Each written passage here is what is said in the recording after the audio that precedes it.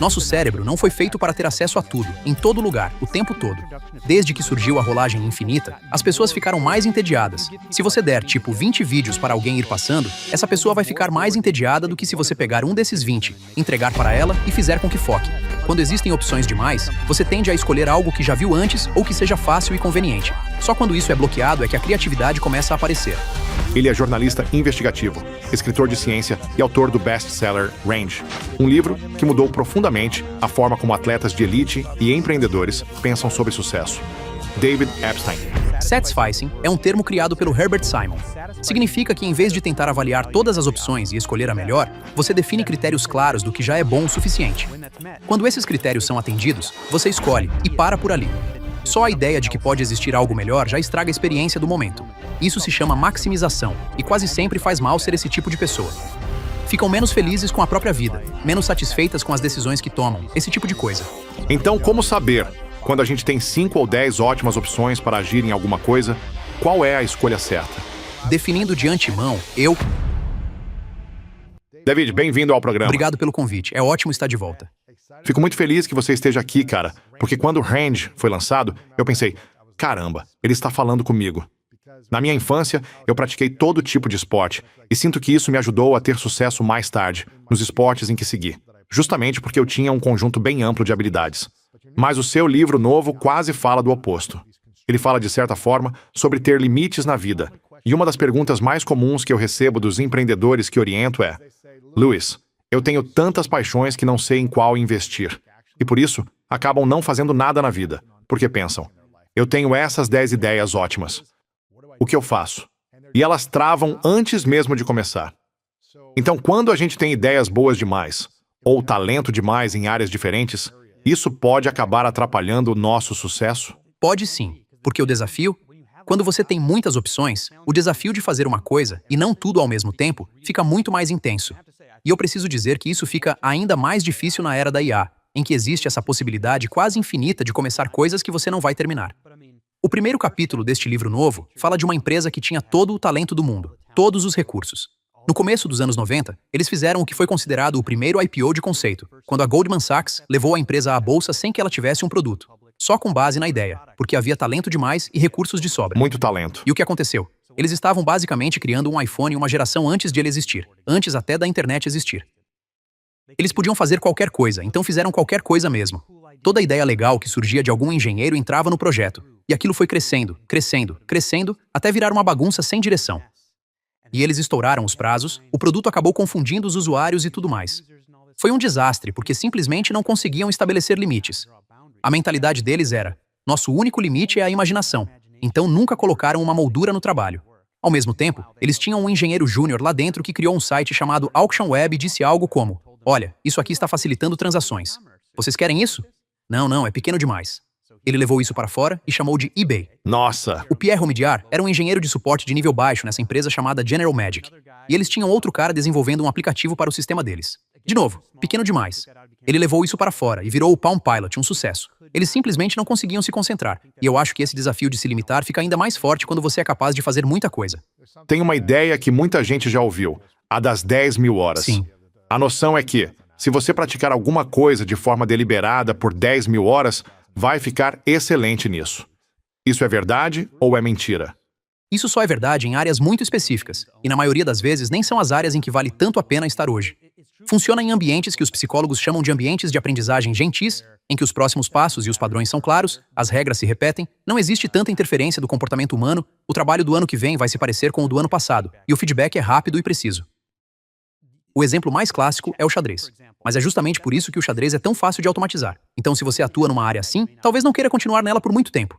A maioria de nós vive no que os psicólogos chamam de ambientes de aprendizagem perversos, em que você precisa se reinventar, aprender coisas novas o tempo todo. E nesses contextos, o ideal é justamente ter um repertório mais amplo de habilidades, que permita resolver novos tipos de problema. Como você falou sobre praticar vários esportes, isso te deu essa base mais ampla. É a mesma lógica. Você desenvolve habilidades gerais, hoje chamadas de alfabetização física, que permitem enfrentar novos desafios e aprender novas habilidades com mais rapidez. Então, para mim, a ideia das 10 mil horas passa para as pessoas a sensação de que elas deveriam se especializar demais. O estudo original das 10 mil horas era apenas um estudo com 30 violinistas de uma academia de música de elite, que já estavam numa academia de elite. Isso foi totalmente mal interpretado. não se aplica a quase nada do que as pessoas fazem. Sério? Sim. E eu também acho que poucas pessoas conseguem se dedicar 10.000 horas a uma coisa por tanto tempo. Isso vai levar o quê? Uns 10 anos no mínimo? Normalmente, no mínimo. E isso ainda seria um ritmo bem bom. Sim. Mas hoje em dia as pessoas nem têm esse nível de atenção. Então isso quase traz um alívio, porque você está dizendo: ah, eu não preciso ser capaz de fazer uma coisa por 10.000 horas. Ou seja, ainda dá para ter sucesso em alguma área.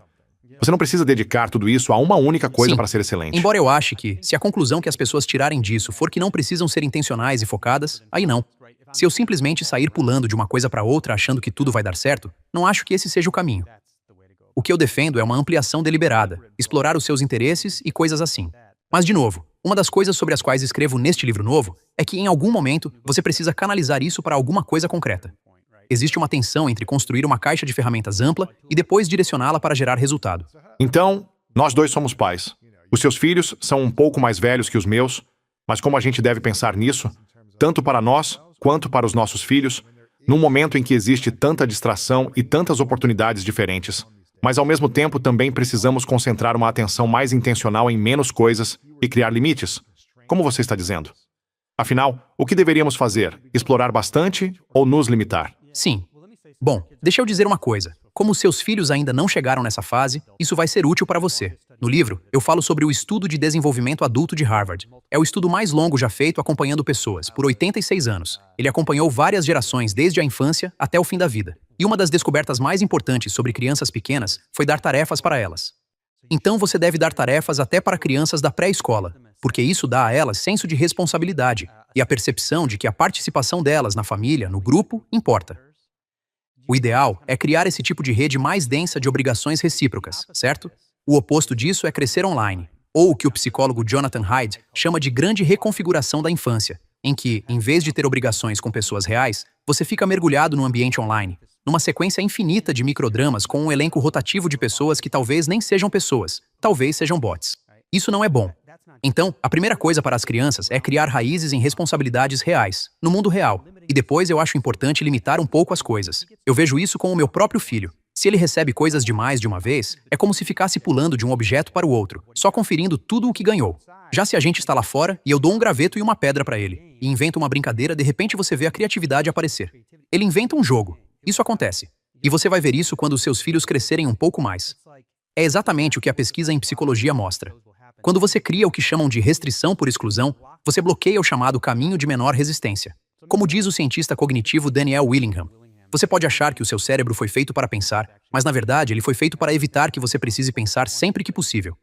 Ele quer ser preguiçoso, então se você tem opções demais, vai acabar indo pelo caminho da liberdade total. Vai seguir o que chamam de caminho de menor resistência. Vai fazer algo que já viu antes, ou que seja fácil e conveniente. Só quando isso é bloqueado é que você começa a ser criativo. Sério? Então, no caso das crianças, eu acho que o ideal é tornar as coisas um pouco menos convenientes. Não entregar tudo de forma tão fácil, para ser só consumido passivamente, mas colocá-las numa situação em que elas precisem criar, porque caso contrário, não criam. Nós somos programados para poupar esforço sempre que possível, porque pensar tem custo metabólico. Isso consome energia. Gasta Sim. energia, sim? Então qual é a diferença entre crianças e adultos nesse ponto? No caso dos adultos, primeiro com crianças, acho que é um pouco mais fácil impor isso. Mas os adultos também precisam disso. Nosso cérebro não foi feito para ter acesso a tudo, em todo lugar, o tempo todo. Só que vivemos numa era de opções sem precedentes para absolutamente tudo. Um professor de Oxford calculou que as nossas opções de consumo se multiplicaram em 100 milhões de vezes desde antes da Revolução Industrial, o que torna pequena a comparação com o aumento de riqueza, que foi de algo como 400 vezes, e ainda assim, as pessoas estão menos felizes. Na verdade, desde a introdução da rolagem infinita, elas ficaram mais entediadas. Que interessante. Pesquisas de psicólogos mostram isso. Se você dá, 20 vídeos para uma pessoa ficar rolando, ela vai ficar mais entediada do que se você simplesmente escolher um desses 20, entregar para ela e pedir que foque nele. É só a ideia de que talvez exista algo melhor. E aí você nunca se satisfaz. Isso estraga a sensação do momento. Isso se chama maximização, quando você quer avaliar todas as opções para escolher a melhor. E o que se vê é que quase sempre faz mal ser um maximizador. Sério? Elas ficam menos felizes com a própria vida, menos satisfeitas com as decisões que tomam, mais propensas ao arrependimento, esse tipo de coisa. Na verdade, é muito melhor. Eu acho que uma recomendação forte que eu daria às pessoas, a partir de parte do trabalho de Inside the Box, é criar regras de suficiência. Satisficing é um termo criado por Herbert Simon, que, na minha opinião, foi uma das pessoas mais brilhantes que já existiram. Ele ganhou o maior prêmio da computação, foi um dos pais da IA, recebeu o maior prêmio da psicologia e, para completar, um Nobel de Economia. Quando ele dizia que a gente deveria adotar esse critério do bom o suficiente, quase daria para achar que ele tinha pouca ambição, se não fosse pela coleção de troféus dele, né? De ter ganhado praticamente tudo o que se pode imaginar. E satisficing significa que, em vez de tentar avaliar todas as opções e escolher a melhor, você define critérios claros do que já é bom o suficiente. Quando esses critérios são atendidos, você escolhe e para por ali. Talvez até passe disso e chegue ao excelente, mas isso é uma ótima forma de evitar esse excesso de escolhas, e também ajuda a escapar do chamado paradoxo de Fredkin, quando a gente gasta mais tempo justamente nas decisões menos importantes, porque fica sofrendo para decidir quando as opções parecem muito parecidas. Você tem dificuldade para perceber a diferença, e isso também significa que provavelmente não faz tanta diferença qual delas você vai escolher. Mas é justamente aí que a gente acaba gastando mais energia. Como saber? Quando a gente tem 5 ou 10 ótimas opções para agir em alguma coisa, qual é a escolha certa? Eu definiria isso de antemão. Vamos pegar um exemplo simples que todo mundo conhece. Você está comprando alguma coisa na Amazon. Defina 3 critérios do que você quer que esse item faça por você. Qual é, afinal, a função que você está contratando esse produto para cumprir? Quais são as 3 coisas que ele precisa ter? Quando encontrar isso, compre. Não leia todas as avaliações. Não fique olhando todas as outras opções. Escolha o que já é bom o suficiente. E quando é mais do que comprar alguma coisa na Amazon? Tipo, vou aceitar um emprego e tenho 3 opções diferentes. Ou vou começar um hobby novo que pode consumir uma parte grande da minha vida. Sim. Vou entrar num relacionamento e tenho todas essas opções. Como é que você sabe quando se trata de algo que vai exigir muito mais do que, sei lá, uma hora do seu tempo numa compra de $50 e passa a ser uma escolha que pode mudar a sua vida? Uma coisa que você já sabe é que quando começa a ter muita dificuldade para diferenciar as opções, isso provavelmente significa que gastar mais tempo não vai te deixar mais preciso. É justamente por isso que você está travando. Você pode querer acreditar que, se dedicar mais tempo, vai tomar uma decisão melhor, mas quando chega naquele ponto de eu realmente não consigo saber o que devo fazer, basicamente você precisa escolher e torcer para ter um pouco de sorte. Acho que você deve ter critérios bem claros sobre o que está buscando. Garanta que eles sejam atendidos. Sim. Se todas essas opções atendem a esses critérios, aí você escolhe e torce para dar certo. Seguir a intuição. Sim. Comece pequeno, certo? Eu sou muito fã desse tipo de teste com risco baixo. Como você mencionou, um hobby novo. Dá pra entrar nisso aos poucos, fazendo um pequeno teste? Ou então, sabe, nos relacionamentos, eu acho que isso é um desafio real, porque hoje você pode ficar deslizando sem parar e ter essa sensação incrível de opções infinitas. E isso produziu um fenômeno que um psicólogo chamado Scott Stanley chama de deslizar em vez de decidir, em que os jovens, principalmente na tentativa de manter as opções abertas, acabam fazendo esse movimento de ir levando. Eles deixam acontecer, dizem, não sei se estou comprometido, mas o relacionamento continua. Elas entram naturalmente num comprometimento cada vez maior, mas sentem como se ainda estivessem mantendo as opções em aberto, quando na verdade não estão. Sério? No fim, vira casamento. Simplesmente foram entrando nisso sem decidir de fato. E a chance de divórcio é muito maior quando você vai levando assim, em vez de ter dito logo no começo: estou comprometido com essa pessoa, não estou mais procurando. Então esse fenômeno acabou produzindo muitos relacionamentos ruins em nome de manter as opções abertas. Quantas pessoas você acha que estão simplesmente entrando em relacionamentos sem decidir de forma clara com quem realmente querem estar? Sim. Eu não sei te dar uma porcentagem, mas acho que isso está cada vez mais comum. Quer dizer, eu acho que essa possibilidade de ficar deslizando sem parar é um fator muito insidioso nisso tudo, porque você fica sempre pensando no que pode existir logo ali na próxima esquina, né? E isso é uma pena, porque o psicólogo que cunhou o termo flow, Mihaly Csikszentmihalyi, para descrever essa sensação de imersão numa atividade, escreveu uma passagem linda em que fala sobre uma das grandes vantagens de se comprometer com alguma coisa. Ele estava falando de um relacionamento, mas poderia estar falando de qualquer área da vida. Sim. Que é o fato de você poder. Se você está comprometido, pode começar a viver e parar de gastar todo o seu tempo se perguntando como deveria viver. Então eu acho muito importante que nessas grandes decisões, a gente decida de verdade, em vez de simplesmente ir levando e diga: estou comprometido com isso, então posso viver assim. Se for um emprego, talvez você mude depois, mas manter a porta aberta o tempo todo é como se manter as opções em aberto virasse um fim em si mesmo. E acho que as evidências mostram que isso simplesmente deixa as pessoas infelizes. O que você acha que a maioria das pessoas entende errado sobre ter liberdade total? Eu acho que a liberdade total parece muito atraente. As pessoas pensam que isso vai deixá-las mais felizes, tipo, se eu tivesse mais opções, se eu tivesse mais liberdade. Mas existe uma montanha de pesquisas mostrando que as pessoas superestimam o que a liberdade vai fazer por elas. Então existem vários exemplos estranhos. Esse aqui é um pouco pesado, mas se você pergunta às pessoas, acho que mais de 2/3 dizem: se eu tivesse câncer, eu gostaria de participar da escolha do meu tratamento. Só que quando as pessoas realmente têm câncer, esse número cai para algo como 12%. Na prática, elas não querem participar dessa escolha. Sério? Ou então as pessoas acham que se tiverem mais opções de entretenimento, vão aproveitar mais aquilo que escolherem. e na prática não aproveitam. As pessoas dizem preferir decisões reversíveis, mas quando recebem decisões irreversíveis, na verdade ficam mais felizes, porque isso elimina a possibilidade de arrependimento. Então eu acho que a gente simplesmente superestima o que a liberdade total vai nos trazer. Se alguém está reclamando que não tem recursos suficientes, não tem tempo suficiente, não tem opções suficientes, o que de fato está acontecendo com essa pessoa? Se ela acha que precisa de mais flexibilidade, mais tempo, mais liberdade, mais recursos, o que ela está realmente querendo dizer? O que elas estão dizendo é que querem mais autonomia, mais poder de ação. Elas sentem que estão sendo limitadas por algo externo, como se pensassem: eu poderia florescer se só tivesse essas outras coisas. E claro, todo mundo precisa de algum nível de recurso, né? Obviamente existe um limite, mas há vários estudos sobre invenção mostrando que dá para restringir as pessoas até certo ponto. Quando você restringe as pessoas, em geral elas ficam mais criativas até certo ponto, porque depois disso, o efeito diminui. Se você está dizendo a elas tanto o que fazer quanto como fazer, aí já não existe espaço para que elas surpreendam a si mesmas. Mas uma das coisas que eu quero fazer com Inside the Box é justamente estimular essa mudança de mentalidade, de enxergar restrições e obstáculos não como limitações, mas como oportunidades para deixar prioridades mais claras e partir para uma experimentação produtiva. Então, eu acho que vale adotar outra mentalidade e dizer: essa é uma chance de experimentar. Sim. No livro, na página 49, você diz: a liberdade total, então, é inimiga da criatividade, e as restrições são a sua companheira. E isso me lembra que o meu irmão toca jazz. Na verdade, ele é o violinista de jazz Sério? número 1 do mundo. Então eu cresci vendo ele tocar em vários clubes de jazz. Depois ele rodou o mundo em turnê e continua fazendo isso até hoje. E ele cresceu tocando música clássica, teve formação clássica, é um dos melhores violinistas do país. E depois começou a entrar no jazz. Eu não entendo isso por completo, mas sei que existe uma linguagem de restrição ali. Mesmo parecendo algo totalmente improvisado, solto, como se cada um estivesse fazendo o que quer, a qualquer momento, sim. na verdade existe uma linguagem e existem limites dentro do jazz. Sim. E isso é interessante, porque você acha que quer ter liberdade total. Mas, se todo mundo estiver tocando algo totalmente livre ao mesmo tempo, ninguém entende nada. Sim.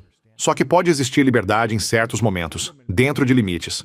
E é isso que cria uma harmonia bonita, o que eu acho fascinante. Exatamente. Não sei, o que você abordou sobre música no livro? Tem alguma coisa? Sim. Quer dizer, já que estamos falando de jazz, um dos capítulos abre com a história de algo chamado The Cone Concert. Esse concerto do pianista Keith Jarrett, que estava improvisando. Então, basicamente, ele chega para esse concerto na Alemanha, examina o piano. Ele é famoso por ser meio difícil. Se ouve o clique de uma câmera, é tipo: acabou o concerto. Sério? E quando ele chega lá, o piano está errado. Está desafinado e tem menos teclas do que o instrumento que ele tinha pedido. Que ele normalmente usa. E ele diz: o concerto está cancelado. E a mulher que estava promovendo o show começa a implorar: por favor, a casa está lotada. Por favor. Ela consegue convencê-lo a tocar. Só que ele não consegue usar certas partes do teclado, né? O som não é alto o bastante para o espaço. Então ele começa a improvisar usando só algumas regiões das teclas, fazendo ritmos bem repetitivos com uma mão só, porque ele só consegue ficar numa área específica. Fazendo esses loops, ele começa a bater o pé no pedal para tentar criar um som percussivo, e isso vira o álbum de piano solo de jazz mais vendido de todos os tempos. Sério? Longo demais até para tocar no rádio, mas colocavam em lojas, e as pessoas ficavam perguntando: o que é isso? E como ele disse depois, foi justamente o caráter imperfeito daquele piano que o forçou a fazer algo que ninguém tinha feito antes. Mas você não faz isso a menos que seja forçado. Aliás, existem várias histórias ligadas à música no livro, e essa é uma delas. Como a gente muda a mentalidade para enxergar a falta de recursos não como uma desvantagem, mas como a fagulha exata de que precisa para gerar uma grande virada ou um sucesso em potencial. Comece a se perguntar o que dá para fazer com essa limitação. Em vez de pensar: isso está me segurando, pense: como isso me leva a deixar minhas prioridades mais claras? Como isso me leva a entrar em modo de experimentação? Um dos primeiros leitores do meu livro foi um cara chamado Ed Hoffman. Ele foi o primeiro Chief Knowledge Officer da NASA, algo como o principal psicólogo da NASA. Uau! Ele para num ponto do livro e diz: preciso te contar sobre uma missão que tivemos chamada LCROSS. É só a nossa sigla. E ele conta que a equipe acabou tendo cerca de metade do tempo e metade do orçamento que queria. Então, primeiro reclamaram um pouco e depois disseram: bom, se a gente tivesse mesmo que fazer isso acontecer, como faria?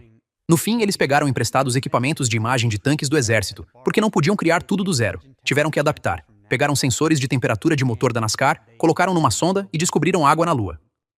E ele disse que nunca teriam feito esse tipo de reaproveitamento se não tivessem sido forçados a perguntar: Se a gente tivesse que fazer isso com essas limitações, como faria? Então isso virou um exercício que eles passaram a fazer mesmo quando não precisavam, dizendo: se tivéssemos que concluir isso na metade do tempo, o que faríamos?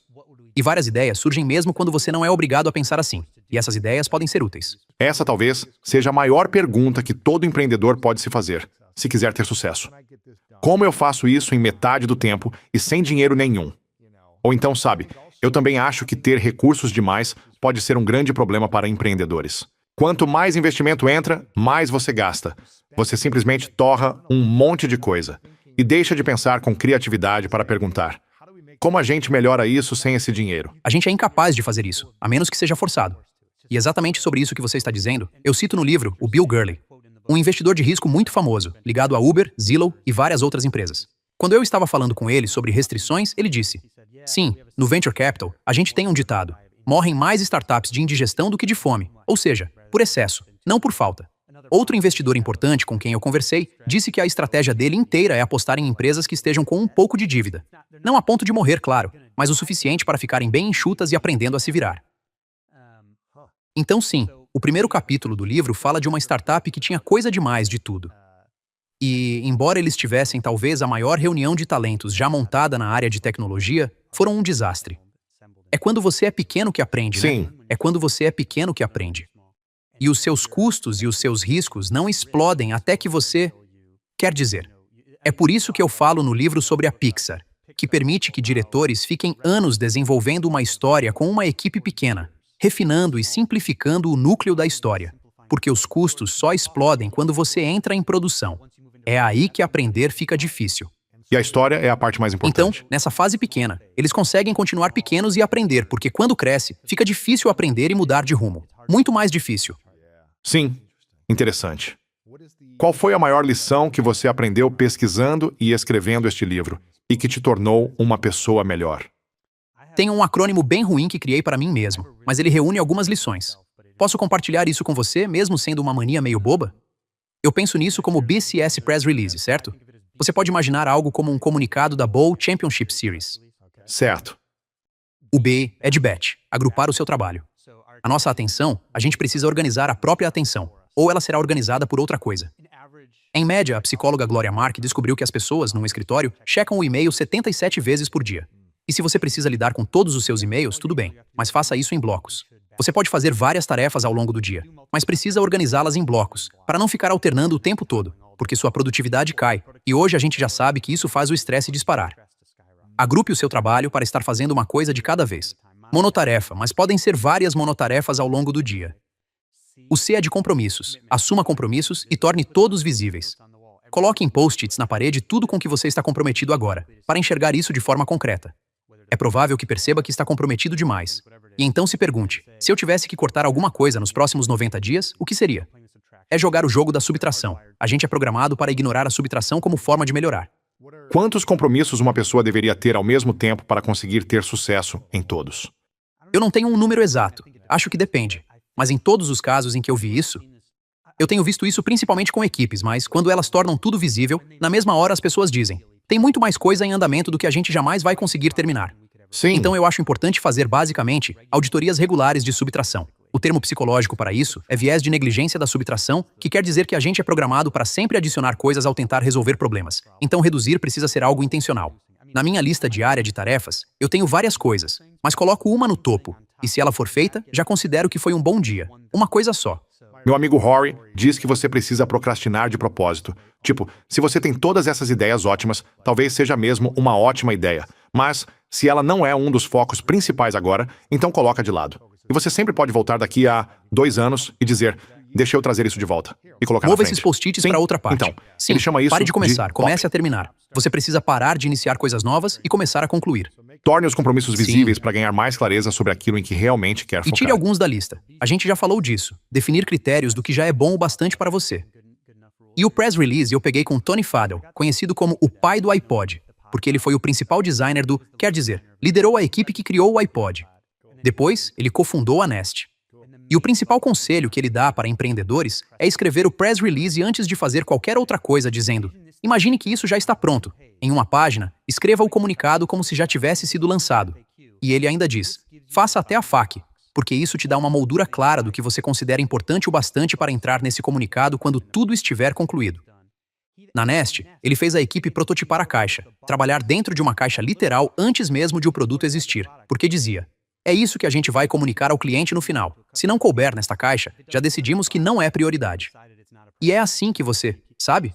Então, como isso funciona? No seu caso, se você for escrever esse press release antes para algum projeto em que esteja trabalhando, que tipo de ideia ou projeto seria esse? Eu fiz isso para este livro depois de entrevistar o Tony. Ele dizia: você tem que escrever o press release.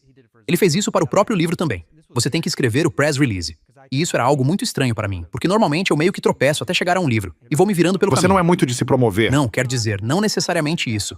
Estou ficando melhor nisso. Sim. Mas é mais... Mas o que você está dizendo é que ainda não sabia no que aquilo ia se transformar. Sim, eu ficava pensando, mas como é que eu vou saber? Só que quando fiz isso, percebi que aquilo me deu... Quer dizer, uma das razões de terem se passado uns 6 anos entre um livro e outro é que eu sempre fui muito ruim em colocar limites nos meus projetos. Nos 2 primeiros livros, acabei escrevendo 150% do tamanho final, e depois tive que cortar um monte para o livro virar livro. Foi a primeira vez que eu escrevi um livro, e ele virou exatamente um livro, muito por causa desse exercício em que ele me disse: faz isso em uma página. E aí eu percebi quais eram as ideias principais que eu queria explorar. As histórias, eu ainda não conhecia, essas coisas todas. Mas as ideias que eu queria investigar já estavam ali. E não é que você não possa mudar nada, mas você passa a ter essas luzes guia. Então hoje eu faço isso até para coisas da vida pessoal. Sabe, se eu vou começar um hobby ou treinar, eu penso: no fim deste ano, se eu fosse anunciar essa conquista para outra pessoa, o que eu gostaria de dizer aqui? Não é que você não possa mudar isso, mas te dá algumas diretrizes. Interessante. Então você fez um para o jiu-jitsu? Sim, com certeza. Porque você começou esse hobby novo, o jiu-jitsu. Sim. E é difícil, porque eu não sei até onde consigo chegar em um ano, mas dá para estabelecer metas. E sabe, nesse press release eu penso: para quem eu daria isso? Para os meus amigos e a minha família. Quão consistente eu quero ter sido? De quantas sessões eu quero ter participado? Coisas assim. Que legal. Então você escreve uma espécie de press release de uma página. Eu gosto muito disso, porque você projeta no futuro o resultado que quer criar, sabe? Eu fazia algo parecido quando ainda jogava, ali no começo dos anos 2000, em relação às minhas metas no esporte. Eu escrevia uma espécie de certificado de conquista. Assinava e colocava a data. Algo como: você conquistou isso, isso e isso. Assinado por mim. E eu colocava na parede como uma representação visual de que em um ano, em 6 meses ou em 2 anos, era isso que eu ia criar. E aquilo me lembrava, olhando para a parede todos os dias. Isso é um certificado.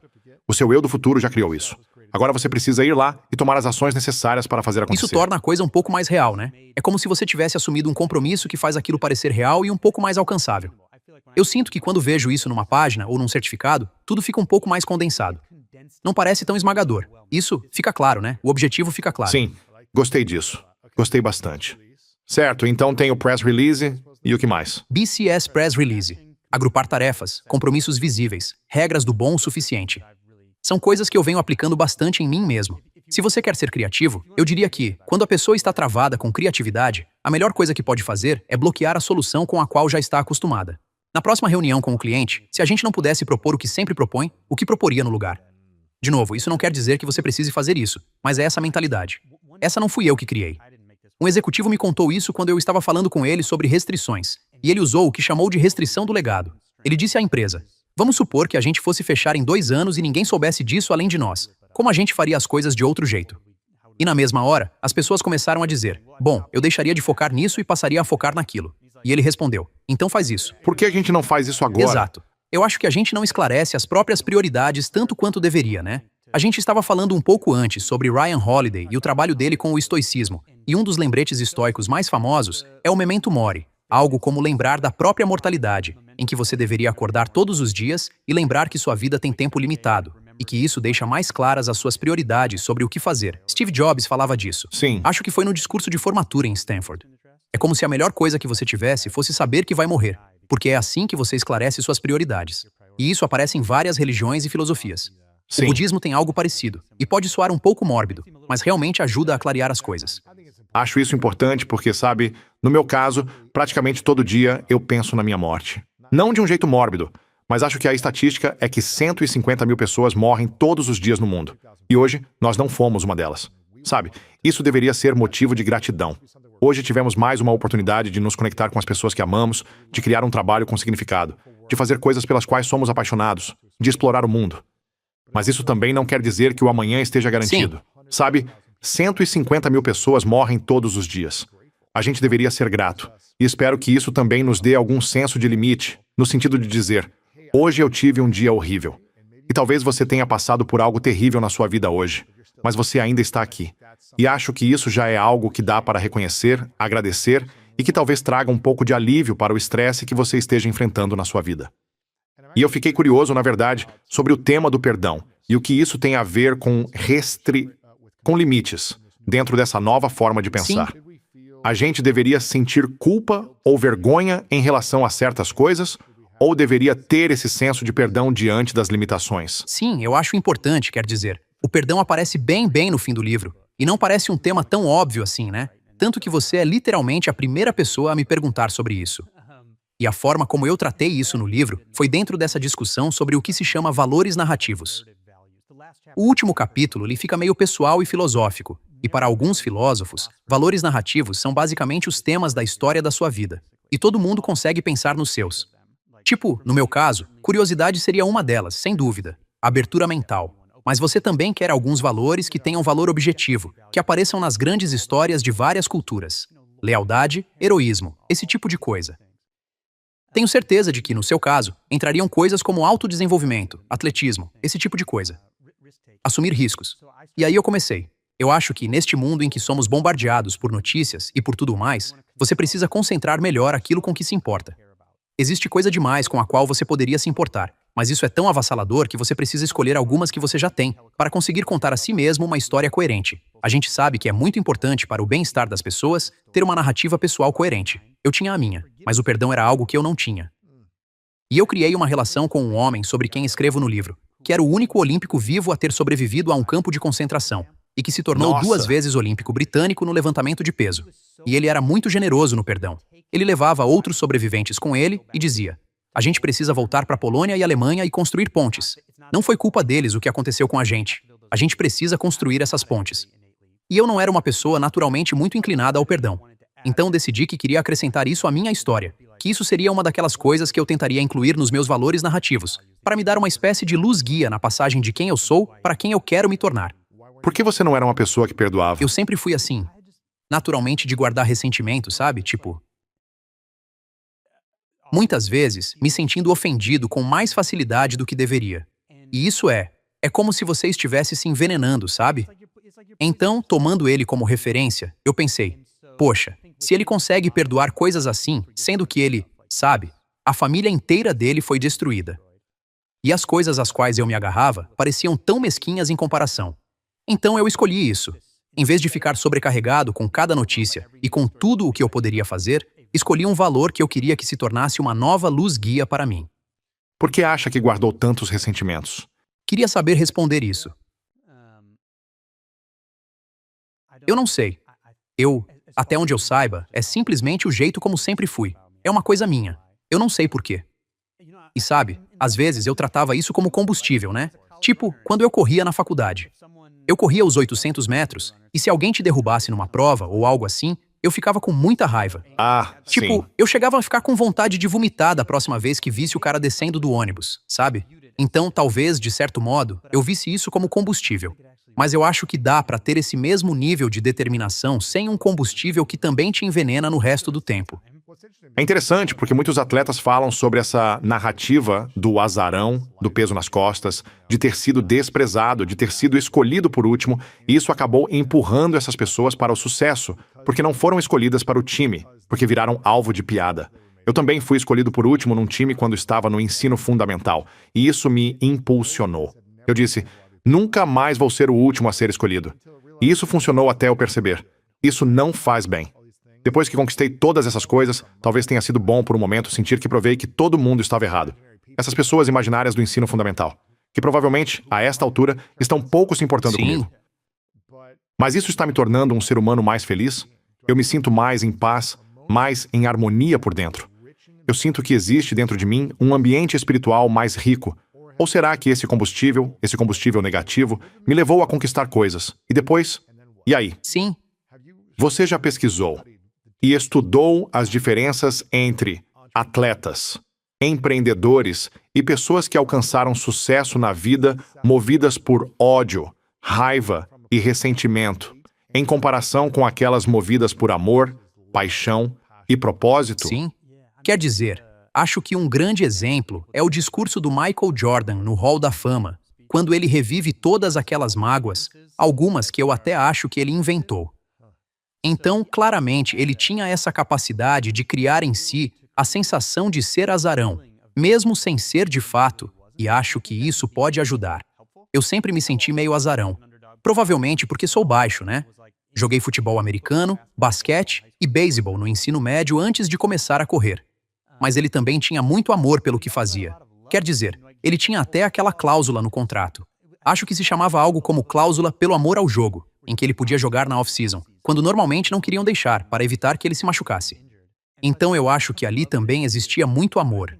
Mas acho que a maioria das pessoas de alta performance com quem convivi é resiliente, muito resiliente, e parte dessa resiliência é conseguir seguir em frente e continuar trabalhando com pessoas com quem às vezes ficaram chateadas. Sério?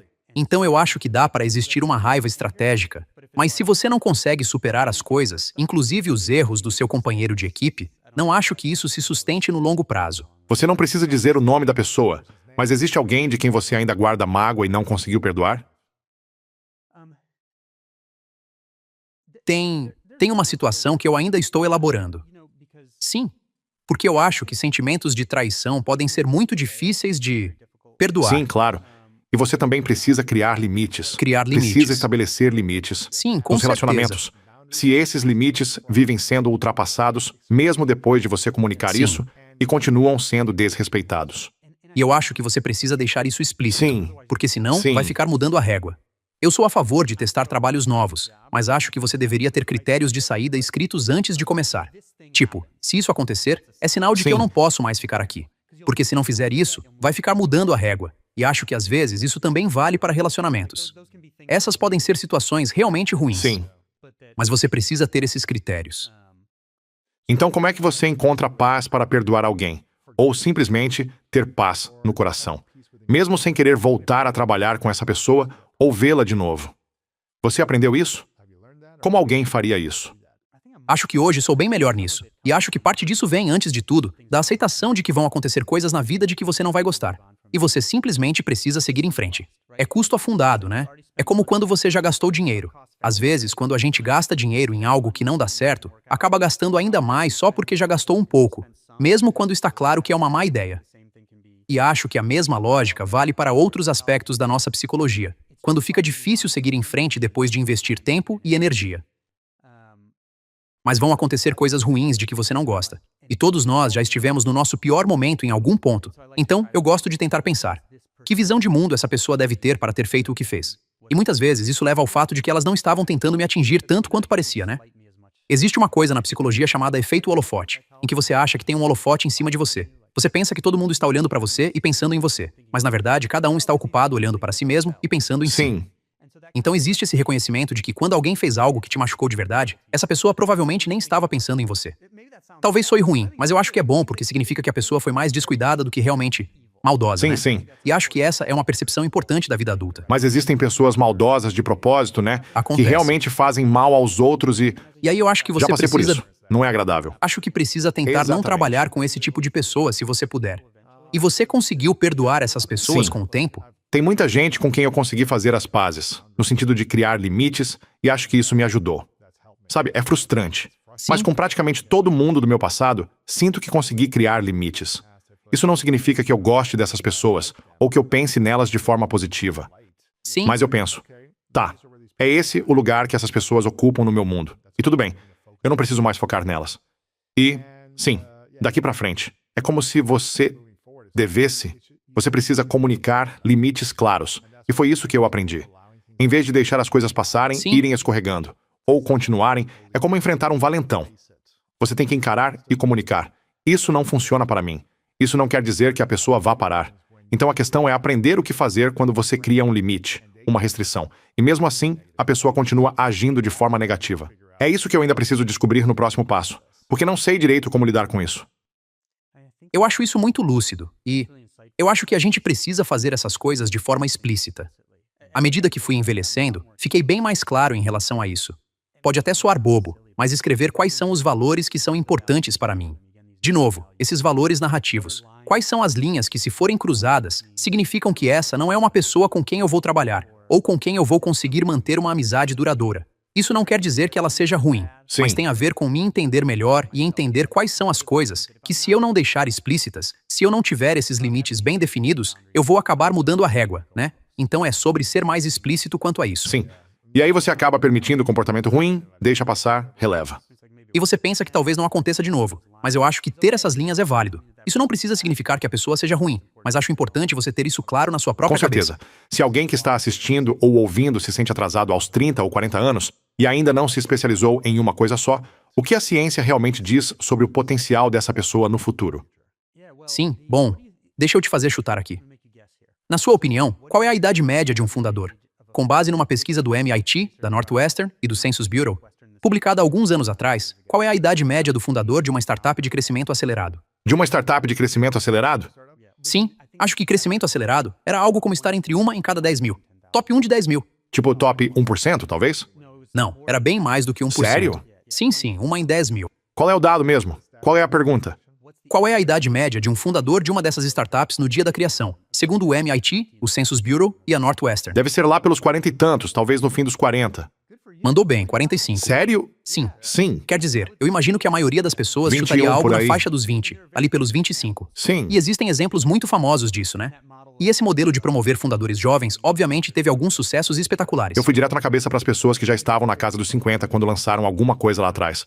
Tipo o fundador do KFC ou algo assim. Acho que ele estava com uns 50 e poucos. E tem vários outros casos de sucesso nos 40, nos 50, talvez até nos 60. Provavelmente porque você já tem muito mais experiência e sabedoria. Você também tem muito mais capital de relacionamento. Com sorte, já Sim. construiu uma reputação. Tem um repertório bem mais Sim, amplo de sim. habilidades que agora pode concentrar numa coisa principal, porque consegue enxergar os padrões de outro jeito. Exatamente. Claro, existem jovens talentosos que viraram milionários e criaram empresas unicórnio, mas isso é bem raro. É isso. E esse é o problema. A gente foca na exceção, não na regra, né? Tipo, Mark Zuckerberg largou a faculdade, criou o Facebook e disse de forma bem famosa: os jovens simplesmente são mais inteligentes. Ele falou isso aos 22 anos. Curiosamente, hoje você não ouve mais ele dizendo Sim. isso, né? Então eu acho que não é tarde demais para você correr riscos. Acho que você deveria olhar para tudo o que já fez e para as habilidades que acumulou. Uma das coisas que eu acho que faz um fundador de 50 anos ter mais chance de dar certo do que um de 30 é que ele já identificou problemas específicos. Essa era outra grande ideia do Tony Fadell. Nessa empresa épica e desastrosa sobre a qual escrevo no livro, chamada General Magic, eles tinham todo o talento e todo o capital, e diziam que o cliente deles era o Joe Sixpack. Aí, depois de alguns anos estourando prazos, olharam para trás e disseram: ninguém conhece esse cara. Quem é o Joe Sixpack? Ou seja, eles não tinham deixado claro qual problema do cliente estavam resolvendo.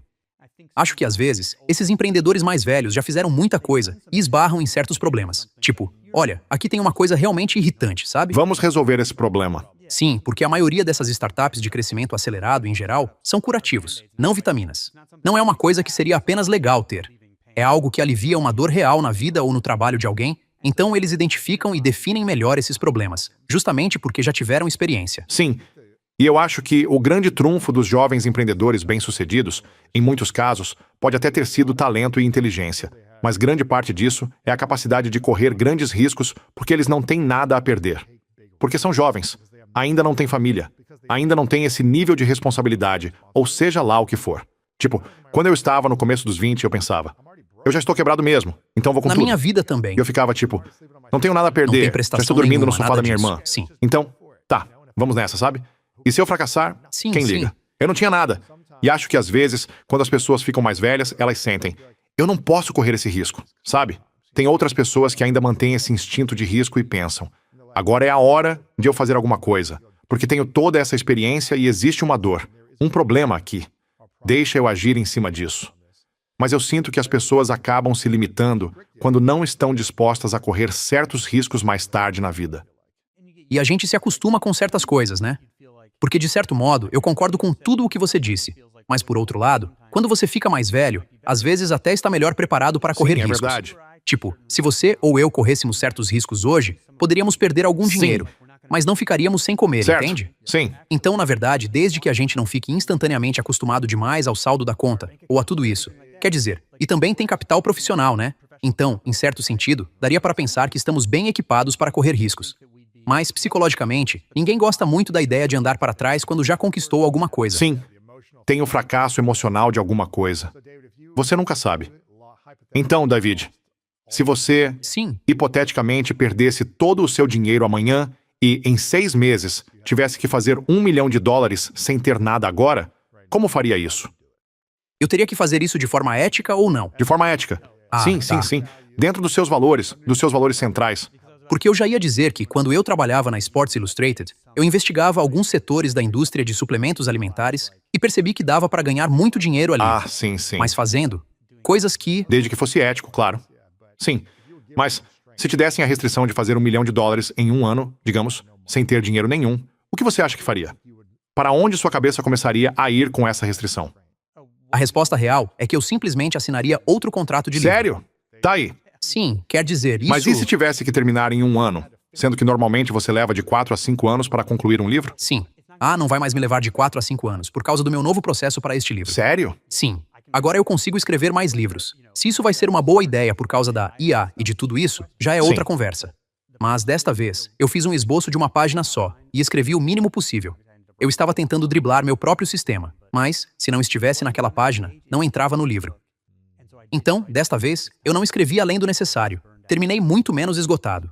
Em parte isso veio porque eu virei pai e pensei, não dá para deixar isso engolir a minha vida inteira, como aconteceu no passado, se arrastando por anos.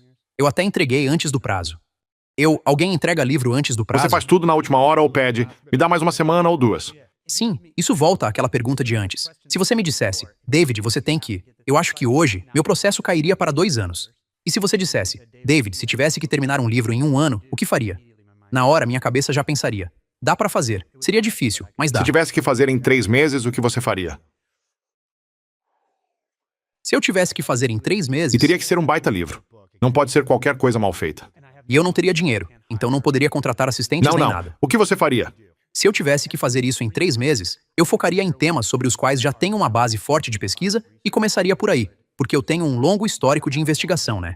Então existem muitos assuntos em que eu poderia mergulhar mais fundo, porque já tenho muitos contatos e coisas desse tipo. Quer dizer, eu tenho contatos incríveis no mundo do esporte, né? Então eu conseguiria, em poucos meses, um acesso muito interno a centros de treinamento. Muita coisa do tipo, como os dirigentes tomam decisões.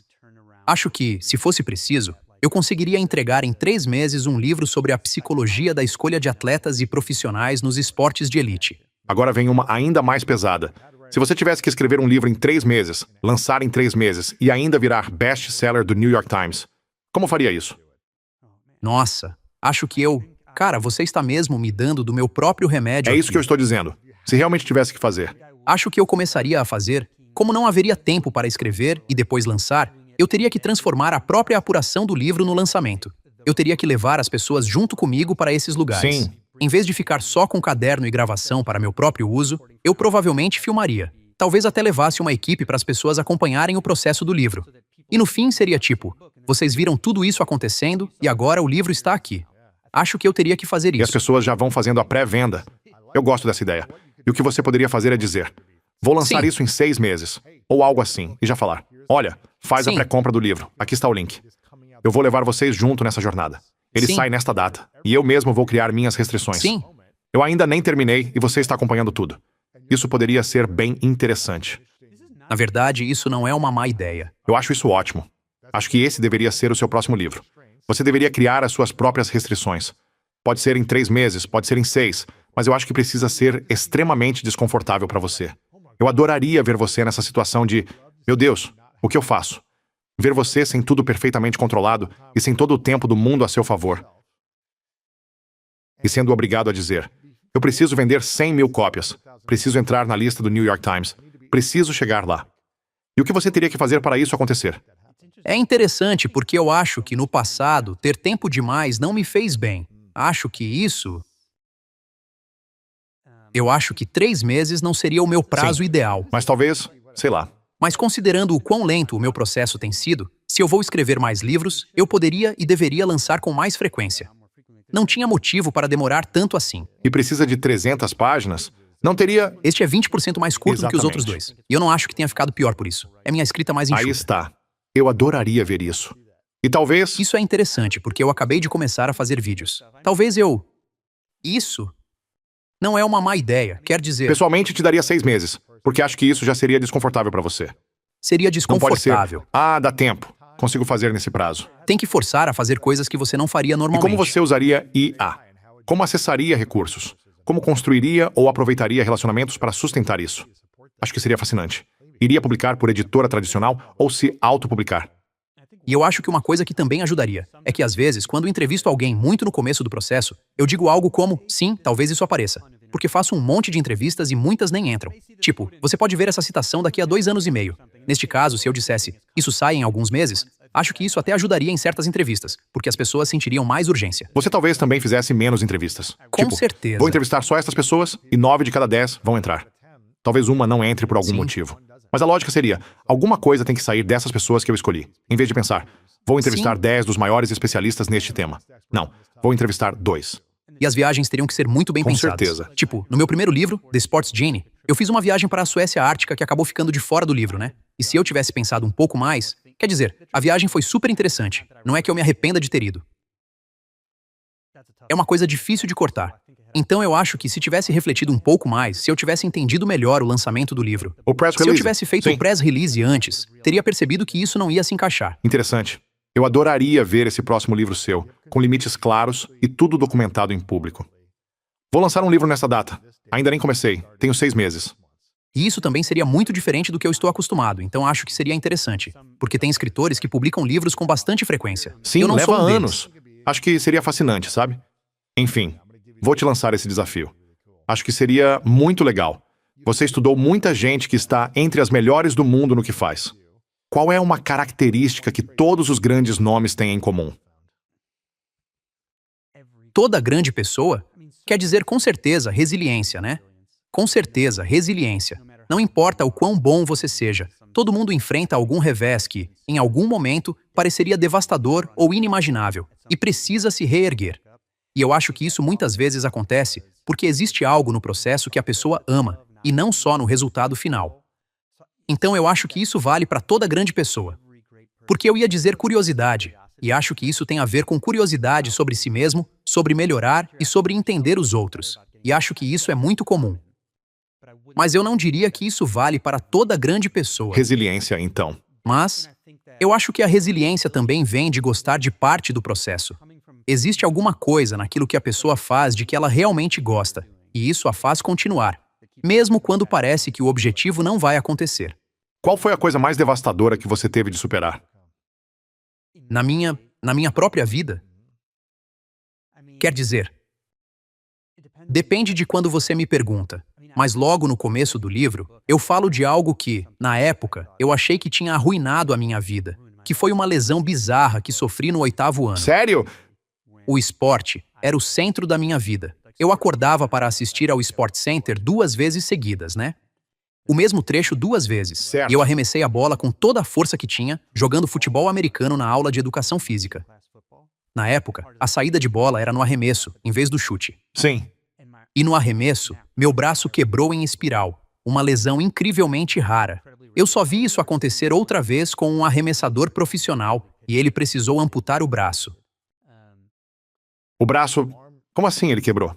Quebrou de vez, o osso partiu completamente, do O lado quê? direito. Meu Deus. E eu não lembro o momento exato. Eu me lembro de acordar vendo estrelas, né? Em choque. Todo mundo dizia, ah, seu braço não quebrou, ninguém te acertou. Mas eu sabia que tinha algo muito errado, e estava enjoado. Aí me levaram para o hospital, me colocaram numa mesa de raio-x e disseram... Eu estava deitado de costas, passando mal. Eles disseram, levanta a mão. Eu levantei. Aí disseram de novo, levanta a mão. E eu respondi, mas eu já levantei. Quando olhei para baixo, eu sentia como se a minha mão estivesse aqui em cima, mas na verdade, estava tudo totalmente separado. Meu cérebro achava que a minha mão estava aqui em cima, mas ela continuava lá embaixo. Meu Tive Deus. que ficar com o braço preso ao corpo e tudo mais. Eu fiquei 1 ano sem poder praticar esportes de contato. Eu nem conseguia me vestir normalmente, nem usar camiseta direito. Eu pensava, acabou a minha vida. E no fim, isso virou uma bênção enorme disfarçada. Sério? É mais ou menos sobre isso que eu escrevo. Então tinha uma coisa, eu fazia francês no ensino fundamental nessa época, e a gente tinha provas em que precisava ouvir uma gravação e preencher lacunas. Você escutava o áudio e tinha que escrever a palavra certa no espaço em branco. E quando eu fazia isso, estava sem o meu braço de escrita. Aí eu percebi que precisava memorizar tudo primeiro e depois voltar para escrever, porque eu não conseguia acompanhar com a mão esquerda. Então comecei a usar recursos mnemônicos, normalmente associando aquilo a coisas do esporte que me ajudavam a lembrar, e passei a ir melhor do que nunca. Hoje eu uso recursos mnemônicos para tudo.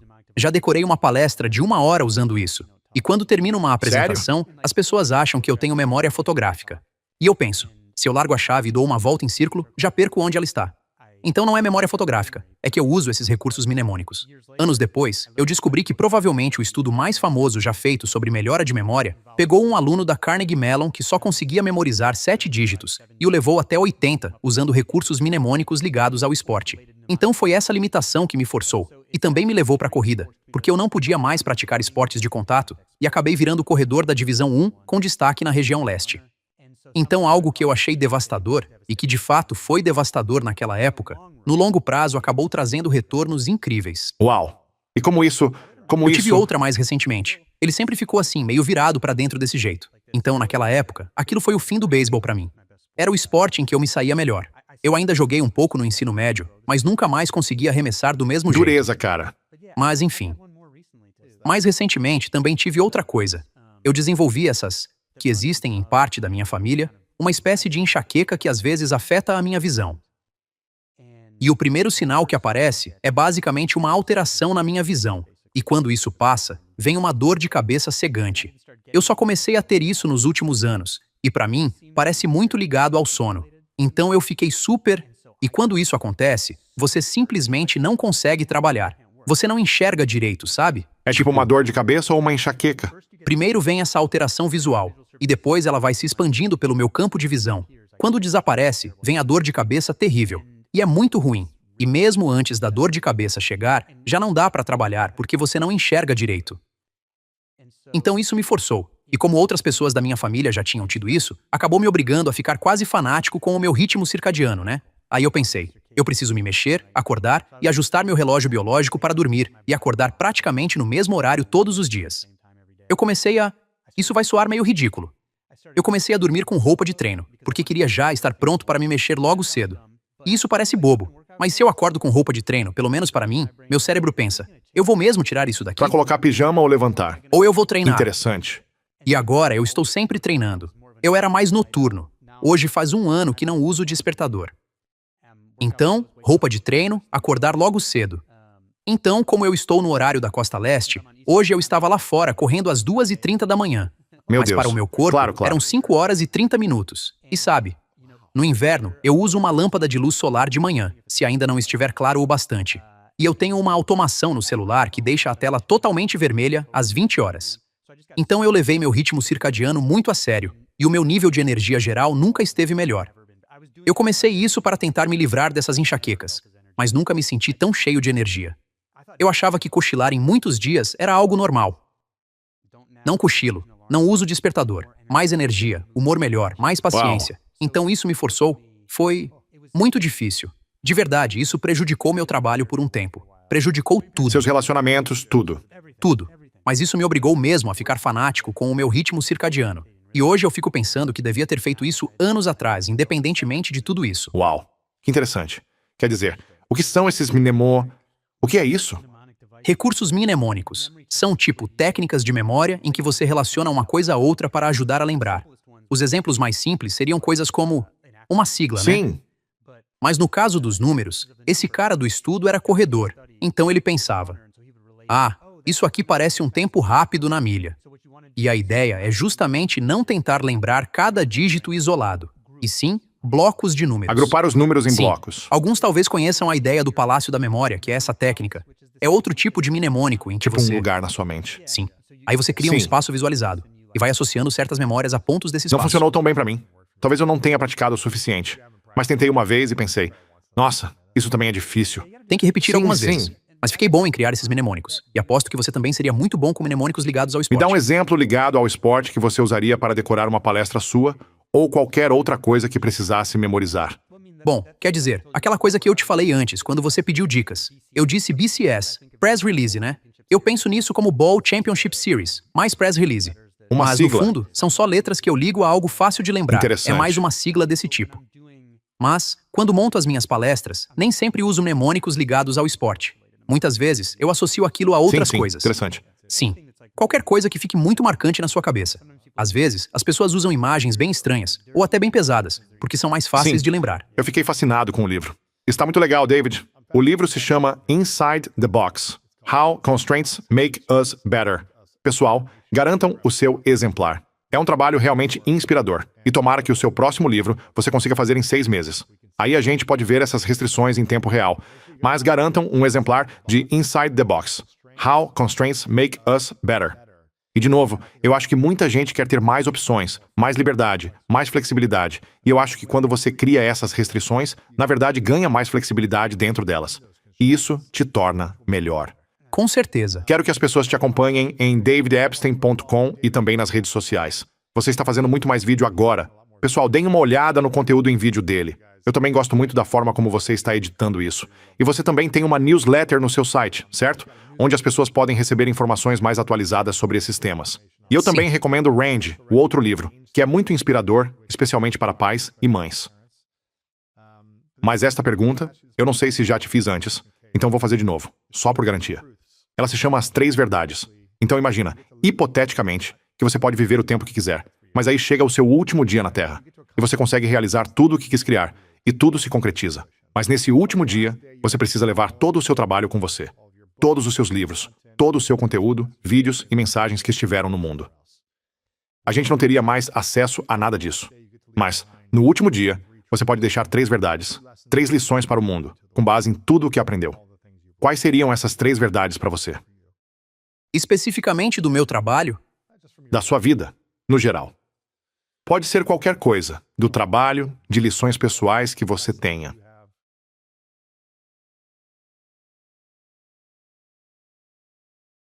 acho que a primeira, e obviamente isso está muito presente para mim agora, é que opcionalidade é superestimada. Eu acho que, até certo ponto, preservar todas as opções quase virou uma espécie de fanatismo quase religioso. Tipo, eu ouço gente tomando decisões e dizendo, bom, vou escolher a opção que preserva mais possibilidades. Mas isso, no fundo, é só adiar a definição de prioridades. Então, eu acho que a gente precisa tomar cuidado com isso num mundo com tantas opções. A outra, e isso volta àquele estudo que mencionei e sobre o qual escrevo, o Harvard Study of Adult Development. Se eu tivesse que resumir esse estudo em uma frase, usando a formulação do diretor da pesquisa, seria: felicidade é amor. No fim das contas, são os seus relacionamentos que trazem satisfação duradoura, relações reais no mundo concreto, em que você tem responsabilidades com outras pessoas. Uma rede densa de obrigações recíprocas, em que as pessoas têm responsabilidades com você e você com elas, é o que gera sentido duradouro. E eu acho que isso pode ser difícil quando temos tantas metas e tantas coisas para fazer. A gente não agenda esse tipo de coisa, mesmo sendo tão importante, então eu acho que colocar isso na agenda é muito importante. E acho que a última que eu deixaria, e que de novo está muito viva para mim agora por causa do que venho escrevendo, é que fazer uma coisa por vez é um superpoder. Multitarefa, no sentido estrito, praticamente não existe. Tipo, você até consegue falar e andar ao mesmo tempo. Mas, quando se trata de coisas que exigem envolvimento cognitivo, como ficar alternando entre e-mail e outras tarefas, você não faz isso de verdade ao mesmo tempo. O seu cérebro precisa largar um conjunto de regras e ativar outro. E o mais assustador é que hoje já sabemos que, quanto mais vezes você troca de tarefa ao longo do dia, maior tende a ser o seu estresse. E há até alguns indícios de que isso altera a função imunológica. Posso acrescentar uma coisa aqui? Sim. Foi a pesquisa mais assustadora que encontrei no livro. Essa pesquisadora, Gloria Mark, mostrou que a gente se acostuma a esse volume de distração o dia inteiro, seja por notificações, seja por pessoas. A gente se habitua a um certo nível de distração, e aí se você diz, agora vou guardar o celular e focar, você simplesmente não consegue. Você vai se auto-interromper com pensamentos intrusivos na mesma cadência de distração a qual se acostumou. Sério? Sim, então a É gente... quase como ficar esperando isso acontecer. É como se a gente tivesse um tipo de termômetro interno da distração. Então, se você diz, agora eu vou focar, não vai conseguir. Você precisa treinar o foco criando blocos de trabalho em que não fica pulando de uma coisa para outra o dia inteiro. As evidências de que essa troca constante de tarefas deixa as pessoas infelizes são impressionantes. Então, eu acho que existem muitas coisas importantes para o bem-estar humano, mas acho que esta é uma das mais negligenciadas. Então é por isso que eu deixaria essa mensagem, porque acho que esse é um ponto que eu posso destacar de um jeito particular e que não é destacado o suficiente. Ficar alternando o tempo todo te deixa menos feliz. Isso não quer dizer que você não possa fazer essas coisas. Faça uma de cada vez, e você vai ser mais feliz. Tem mais alguma coisa que você sente que a gente ainda não abordou e que as pessoas realmente deveriam entender para se tornarem melhores? Estruturar a sua capacidade de atenção e treinar essa capacidade de atenção. E quando você realmente precisa focar, ligado a esse ponto que eu estava trazendo, hoje já existem estudos mostrando que, se o celular estiver visível, você vai pior em testes cognitivos, mesmo que não possa usá-lo.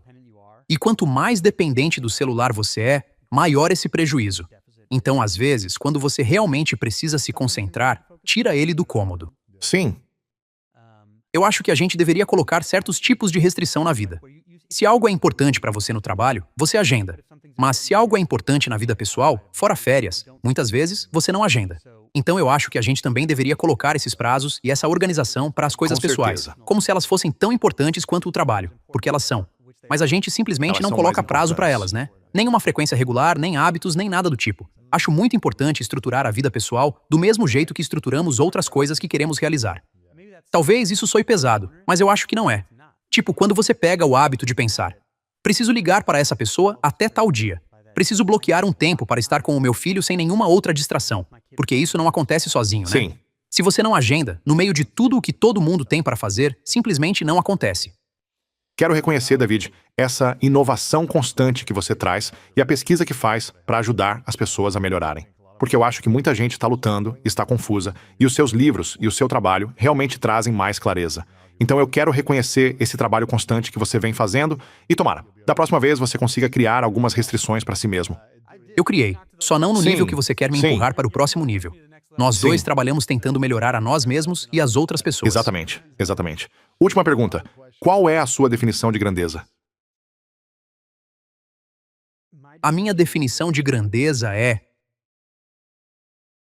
elevar o nível das pessoas que cruzam o seu caminho ou entram em contato com o seu trabalho. Eu acho que isso vale até para quem atua sozinho, né? Pode ser um artista solo, um músico, por exemplo, trabalhando por conta própria, mas outras pessoas que veem aquilo acabam sendo elevadas de alguma forma. Outros músicos que veem isso se elevam também e passam a querer fazer o mesmo. Então eu acho que E no tipo de trabalho que nós dois fazemos, eu acho que o que a gente espera é estar fazendo algo em determinado nível, tanto na mensagem quanto na forma de fazer, que leve outras pessoas que querem fazer algo parecido a enxergar um certo padrão de qualidade e dizer: eu também gostaria de fazer isso. David, obrigado. Eu agradeço. Foi um prazer. Eu estava trabalhando com um lutador do UFC. Ele sabia que ficava tenso antes de entrar no octógono. Aí eu perguntei: quando você está tentando estar no seu melhor, o que acontece dentro de você? Ele disse algo como: eu sou durão. E eu respondi: você consegue sustentar isso? Sim. Quando eu tinha 14 anos,